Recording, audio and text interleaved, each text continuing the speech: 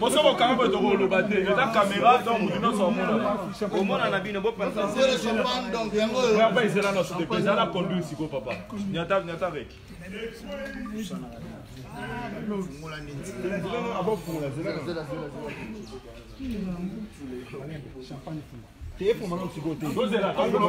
T'es fort fou. Tous les gars, go, go. Zéla, Zéla.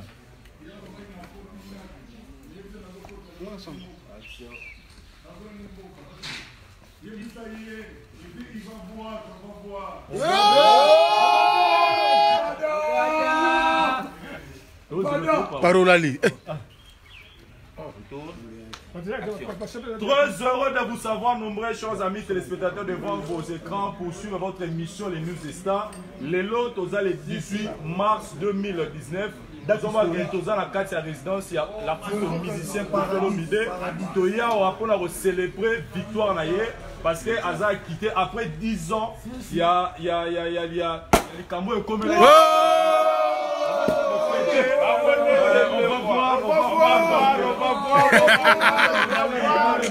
On va voir. On va voir.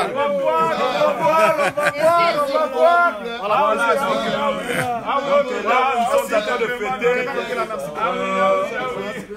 Kofelo Mide confirmé Aza a quitté, c'est-à-dire à Tambolanae partout à l'île.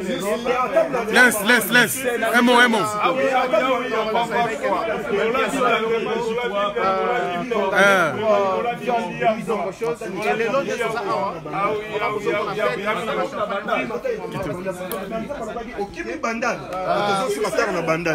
Donc adresse yango dans ma news OK donc comprendre quartier latin donc son téléphone mon pawe encore commis à côté et mokeza gaboye mon pawe encore commis relaxé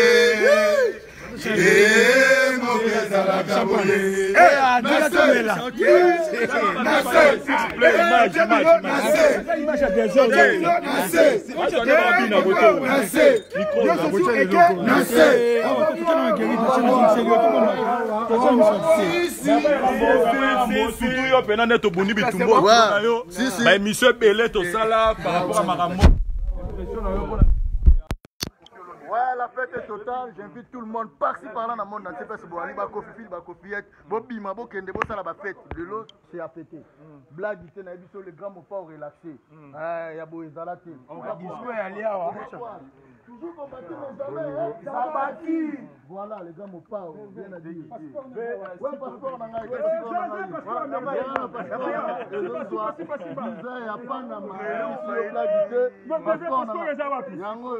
un passeport, Lucas passeport. Passeport. Lucas passeport. Lucas passeport. Lucas passeport. Lucas passeport. Bon Lucas ma passeport. Vous allez Bali.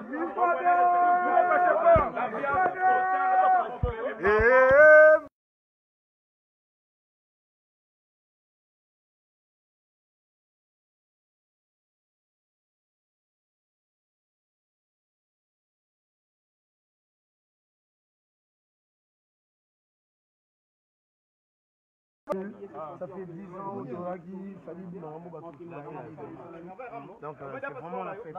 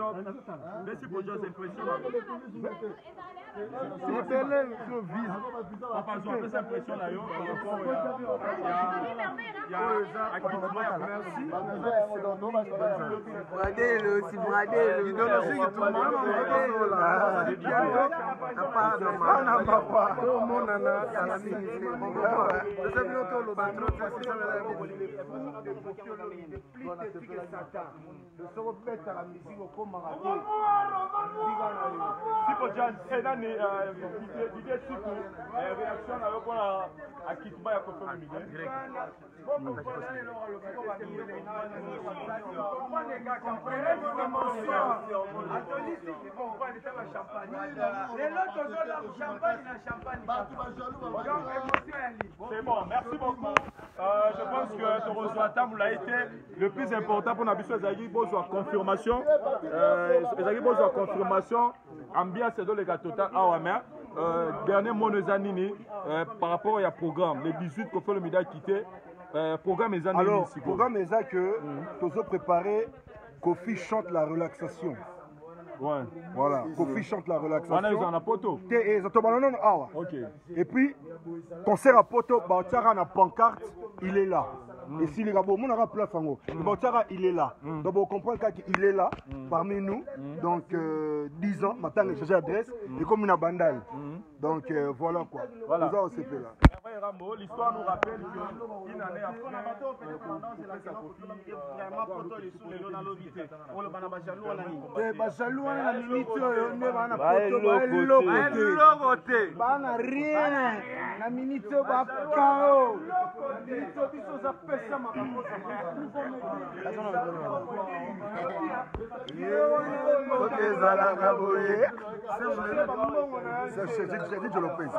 Sergino Lopez.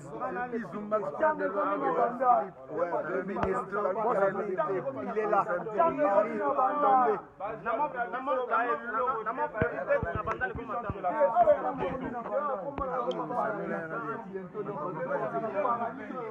Kofi chante relaxation.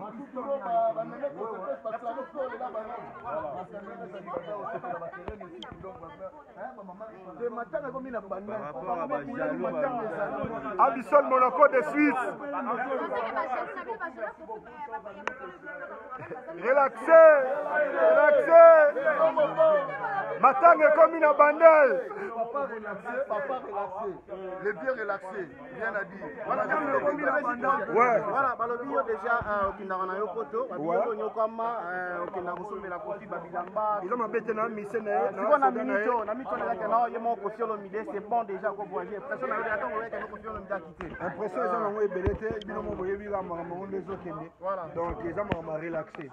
Donc on doit fêter la relaxation à présent là pour le ministre, moni pour bana y prendre 10 ans ba moquerie tout le temps et bada c'est quoi ça pas des balles qui dire que relaxer 2 ans souci normal donc on a mis on a tombé parce que toutes les chaînes balobeli yango déjà à mon bino boye boye aux exclusivité à makambo donc concert réseau ya calamité pe nanga si pour jada yebi concert réseau ya Kofi chante la relaxation et puis Nicolas comme on a c'est déjà sous vieux quoi daté comme les vieux relaxés parce que comme tu vois soka événement na mboka ba passion na makaya c'est comment les vieux relaxés voilà ouais voilà OK merci beaucoup alors na ba tu peut-être maintenant c'est la kenon vraiment Kofi et ça que nous sommes dans 10 ans 20 ans pour que na sous côté na ba salou on va la bango omoni soko landi soko mi boule o comme na bouyi bouyi voilà donc Nicolo soko mi boule o comme na bouyi bouyi soko mi boule o comme na bouyi bouyi.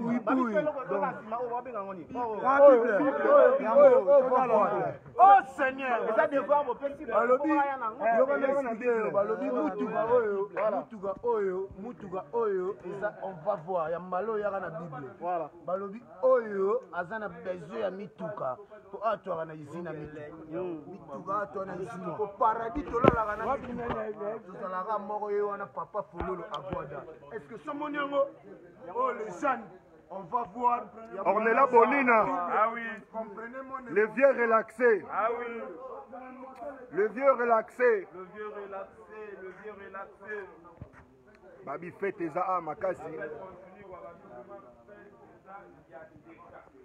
Le vieux relaxé. Ah oui.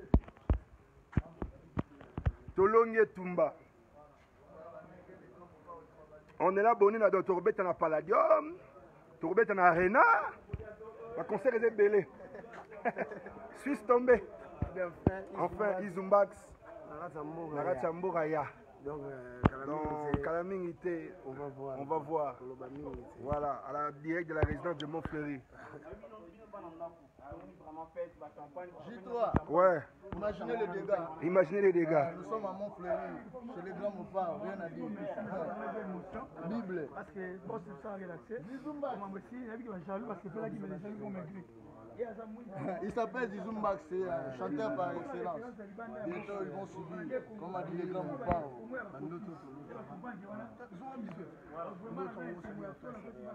Pichu Apinda.